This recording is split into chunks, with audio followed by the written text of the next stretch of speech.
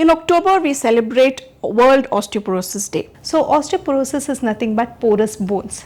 Porous, as we know, is a term used for anything which is weak, brittle and prone for breakage.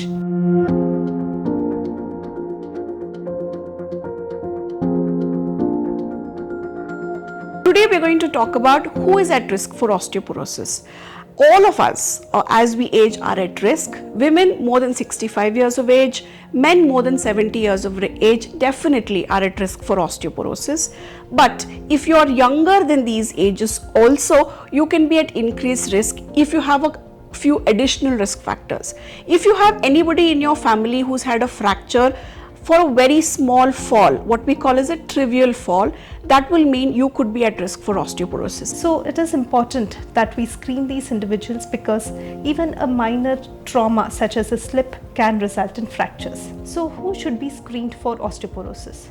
According to guidelines, we have to screen all men and women more than 50 years with risk factors like prior history of fracture, low body mass index, parental history of fracture, or if they are suffering from any medical condition which causes bone loss like diabetes or rheumatoid arthritis, and if they are on any medications which causes bone loss like glucocorticoids, we need to screen for osteoporosis. So screening, as I told you, is very simple, safe and quick. There is no hospitalization, there is no pain and there is no injection. So it can be done in the form of 3 forms, that is in the form of a questionnaire or a bone mineral density assessment or in the form of lab diagnosis. So first coming modality of screening, that is the FRAX stool assessment. So FRAX is basically a questionnaire which will help us decide if the patient has to undergo a bone mineral density or not. So FRAX basically takes into consideration numerous factors like age, gender, BMI, also the ethnicity and also the lifestyle such as use of smoking, alcohol use, along with that use of glucocorticosteroids and conditions such as rheumatoid arthritis into consideration. And based on this, the 10-year fracture risk can be calculated.